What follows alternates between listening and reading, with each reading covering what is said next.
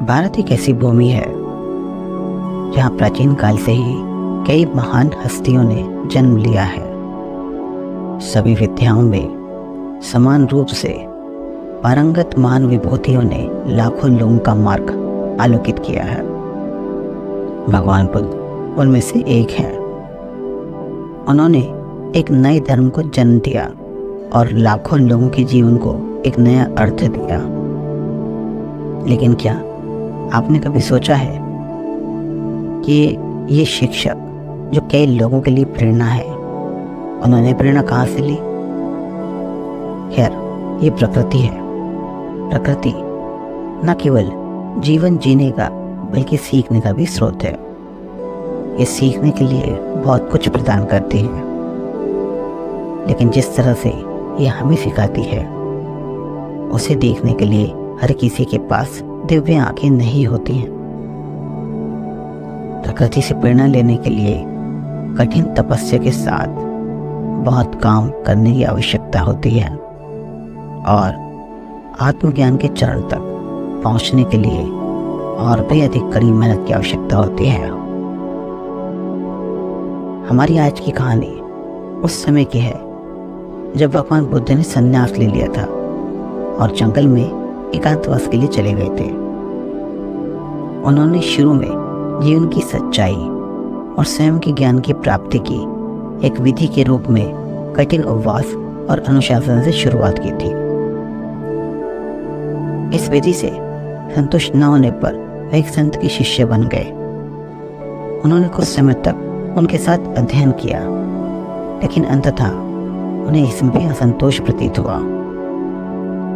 बाद में उन्होंने स्वीकार किया कि अगर किसी को स्वयं के बारे में जानना है तो ध्यान उसका सबसे अच्छा तरीका है। उन्होंने वर्षों तक गहन ध्यान का अभ्यास किया और पूर्णिमा के दिन बौद्ध गया वृक्ष के नीचे बैठकर उन्हें ज्ञान प्राप्त हुआ। हालांकि आत्मज्ञान तक पहुंचने से पहले उन्हें कठिनाइयों का सामना करना पड़ा। एक दिन ऐसा था जब वह सचमुच थक गए थे, क्योंकि उन्हें कहीं भी संतुष्टि नहीं मिल रही थी। हताश होकर वे एक झील के किनारे बैठ गए। चूंकि वे एक प्रकृति प्रेमी थे, इसलिए वहां बैठकर प्रकृति की दिव्य सुंदरता का अवलोकन कर रहे थे। एक दिन विचारों में डूबे हुए उन्होंने देखा कि गिलहरी मुंह में अखरोट दबाए झील के किनारे दौड़ रही है। वे तुरंत उस छोटे से प्राणी को देखकर मुस्कुराए जो दिन के लिए एक अच्छा भोजन पाकर खुश थी। लेकिन अगले ही पल गिलहरी ने अखरोट गिरा दिया और वो झील में गिर गया। थोड़ी देर के लिए चौंक कर गिलहरी को घबराना चाहिए था, इसकी बजाय वो तुरंत पानी में कूद पड़ी। अब भगवान बुद्ध के लिए ये सचमुच आश्चर्यजनक बात थी। उन्होंने देखा कि गिलहरी बाहर आई और अपने शरीर से पानी पोंछ लिया। वो फिर पानी में कूद पड़ी और वापस आकर पानी पोंछ दिया। गिलहरी ऐसा करती रही। उसे विश्वास था कि वो इस तरह से पूरी झील को सुखा सकती है और फिर अपने द्वारा गिराए गए अखरोट को बाहर निकालने में सक्षम होगी।